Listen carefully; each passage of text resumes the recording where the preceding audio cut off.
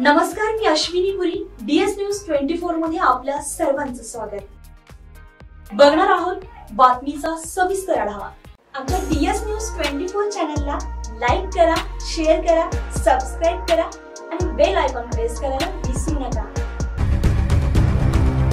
महाराष्ट्रामध्ये विधानसभा निवडणुकीची रणधुमाळी जोमात सुरू आहे. प्रत्येक मतदारसंघामध्ये उमेदवार पायाला भिंगरी लावून प्रचार करत आहे. येत्या 20 नोव्हेंबर रोजी मतदान होणार असून प्रचाराला वेग आलाय.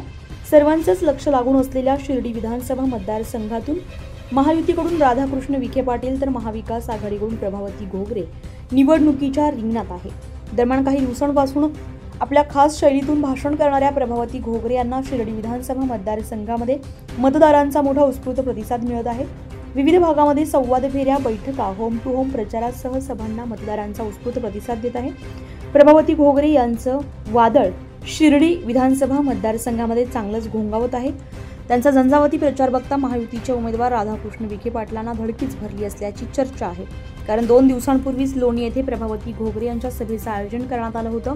मात्र त्याच वेळी वीज पुरवठा खंडित करण्याचा प्रकार समोर आलाय. तसेच प्रभावती घोगरे यांच्या सभांना कोण कोण जातं त्यावर देखील ड्रोनद्वारे वॉच ठेवण्याचा प्रकार समोर आलाय. कारण हा प्रकार विरोधकांनीच केला असल्याची चर्चा सुरू आहे. त्यावरून महसूल मंत्री राधाकृष्ण विखे आणि माजी खासदार डॉक्टर सुजय विखे यांच्यावर तालुक्यातील जनतेतून नाराजी व्यक्त केली जात असून या घटनेचा निषेध व्यक्त केला जातोय. दरम्यान नेमका काय घडलाय प्रकार एकदा बघाच.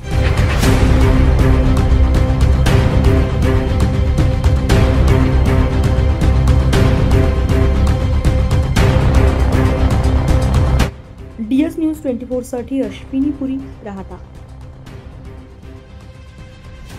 अशाच नवनवीन घटना घडामोडी पाहण्यासाठी पाहत रहा DS न्यूज 24. तोपर्यंत मी अश्विनी आपली रजा घेते. नमस्कार.